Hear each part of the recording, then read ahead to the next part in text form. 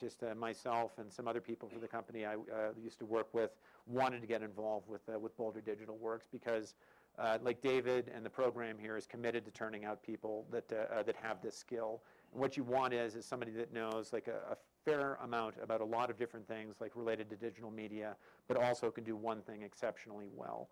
And I think like there's a lot of programs out there that are beginning to do this. I think BDW does it as well as any. Like that's why we're so interested in their graduates. But just like this is like kind of the building block of every single team that we're looking to make. And then it's how do you fit these things together? And just like the point of view that we take is be brutally reductive, like just like with the number of people that you put in a team. Like I think like there's an instinct that a lot of agencies have, just like where it's like, well, the goal is communication. Like you want as many people aware about what's going on, so you like kind of lard up like kind of meetings with a lot of people, and many of them don't contribute. Just like many of them don't have opinions that are just like kind of particularly meaningful for the project that's being built. I mean, just like the approach that we take now is just like reduce the team to its key components.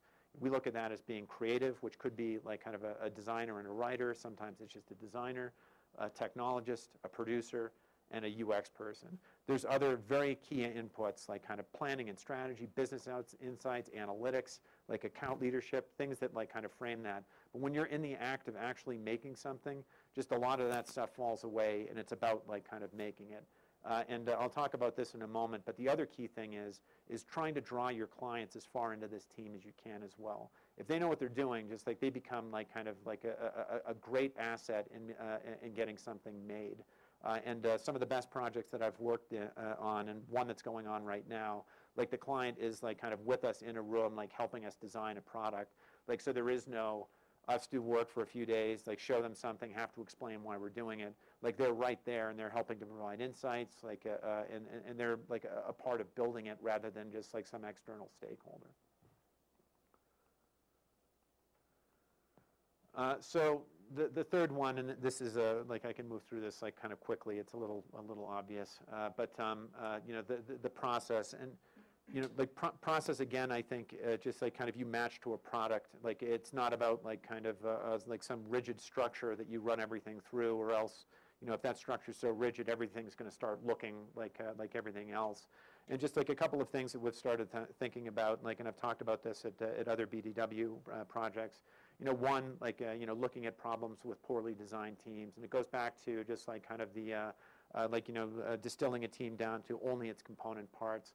I mean, you walk by conference rooms and you see like 15 people in a meeting and it's like, what could possibly be going on in there? Like, I mean, just like, it's like, it reminds me of like the kids' soccer game where, somebody kicks the ball and 15 people run after it. And some people are just sitting around like on the outside, like waiting.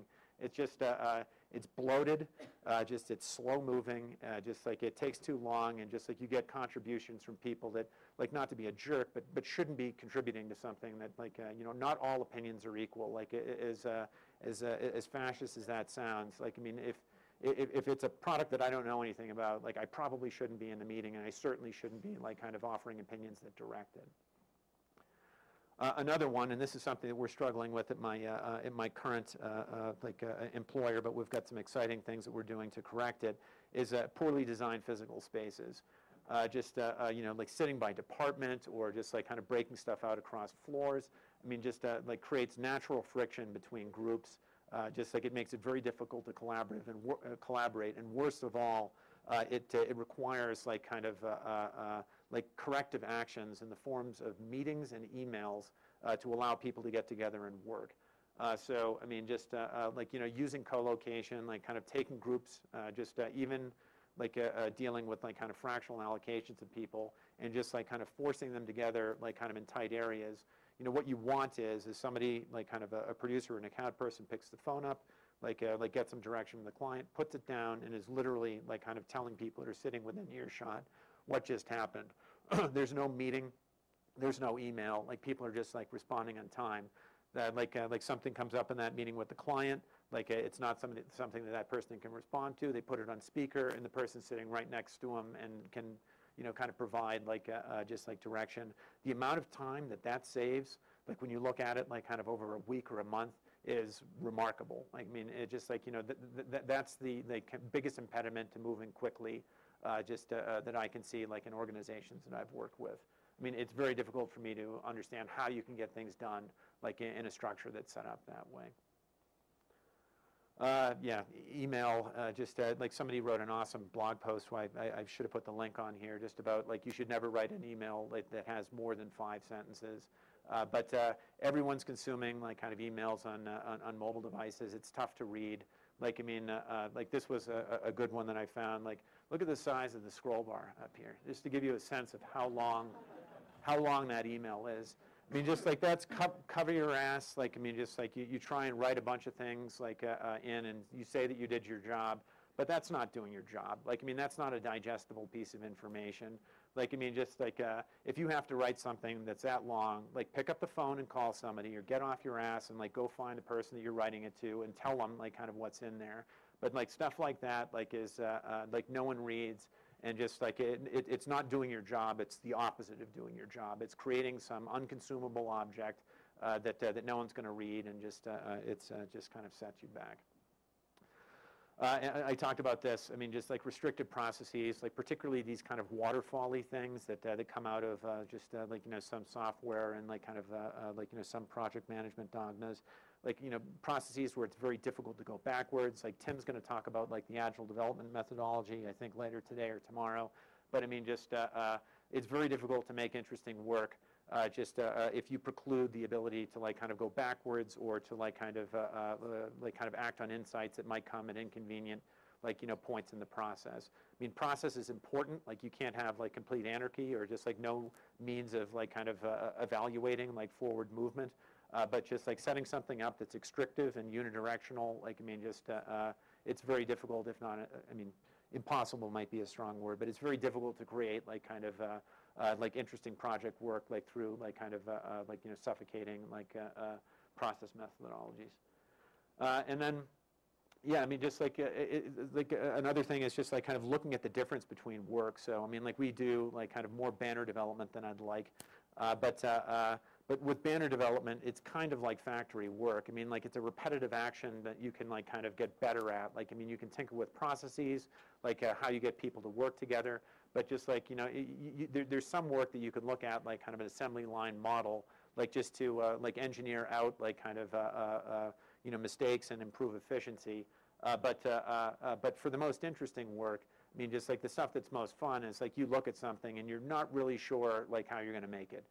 And just like if you start with a process and try to feed something like that through it, like it's going to be like it's not going to be to the best advantage of the product. So a willingness to create something that's more bespoke, more flexible, just like where like kind of the learning and the project itself like helps to define the process through which it's made.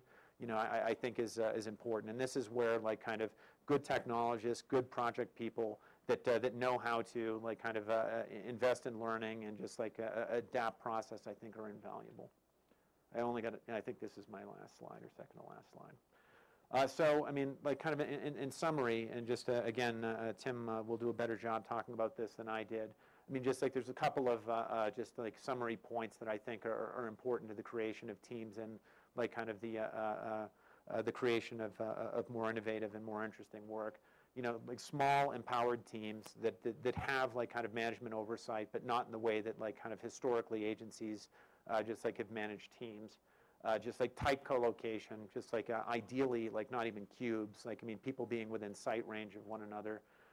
Deep informal client participation.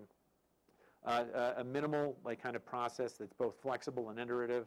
And just like a culture in which like kind of within reason people accept and embrace the idea just like of change and opportunities to improve a thought or an idea. I thought back, like, I mean, just like there's so much where, people like of my background kind of look at traditional process and say, oh, there's nothing to be borrowed from. It's just not appropriate for interactive work. But I thought more about it. And just I've had the opportunity like to attend a couple of shoots. I think shoots like for television like actually represent like kind of like what the best of software development should be. Like suddenly you've got like kind of a group of highly skilled people all in the same place that are working to accomplish a common goal.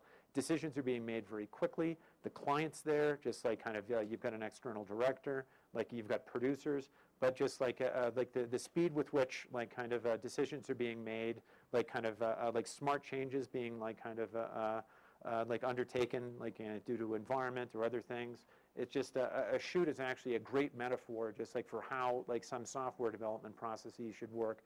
But the difference is instead of it going on for 2 or 3 days, you're talking about it going on for a couple of months. But again, that spirit of collaboration that like kind of agencies do exceptionally well, just like with photo shoots or with broadcast shoots, I think is a great proxy just like for development.